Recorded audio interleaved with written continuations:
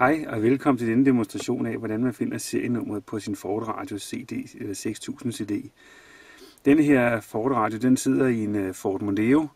Jeg tror, det er den, der kaldes Mark 3. Det er den model, der i hvert fald kom i 2000, eller sidst på 2005, 2006.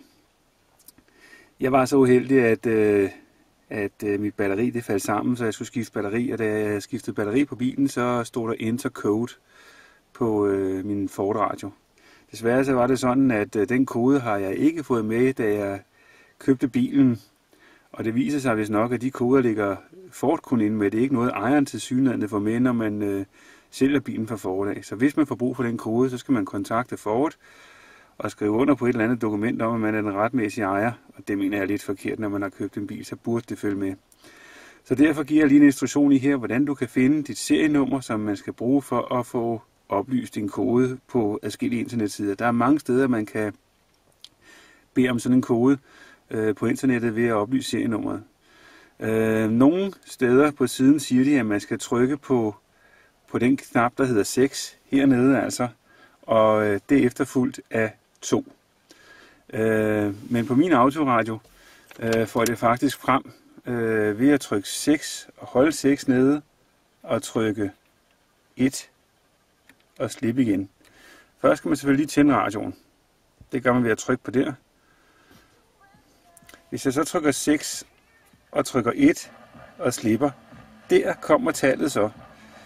Det er det første tal, vi skal bruge, og det tal, skru lige ned for den her støj her, det tal, som vi så her, jeg ved ikke, hvor tydeligt det er, men vi prøver lige igen her, vi tager lige 6 og 1. Det tal, der kommer efter M'et, altså 0, 12, 449, det er serienummeret. De resterende ting, det er alle mulige andre mærkelige ting. Jeg ved ikke, hvad det drejer sig om, men jeg synes, der står blandt andet, hvornår radioen er installeret, og ja, der er en masse koder her, kan I se, hvis man bliver ved med at holde 6-tallet inde. Så når jeg slipper 6-tallet, så forsvinder det, men husk, hold 6-tallet inde, og tryk på tallet 1, så kommer det som en del af det første tal. Når I har fået oplyst det der tal, som jo her i det her tilfælde, som i det her tilfælde her var M012449,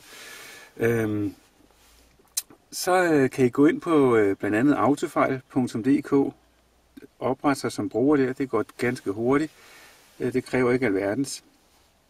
Og der kan man så bede om, eller ved at oplyse det tal der, kan man få oplyst en kode til denne her type radio. Ellers kan du få hjælp mange andre steder, men det er som regel udenlandske hjemmesider. Jeg håber, du har haft glæde af denne her video, og jeg håber, det er noget, du kan bruge til noget. Autofejl.dk kan i hvert fald sandsynligvis hjælpe. Ha' en god dag. Hej.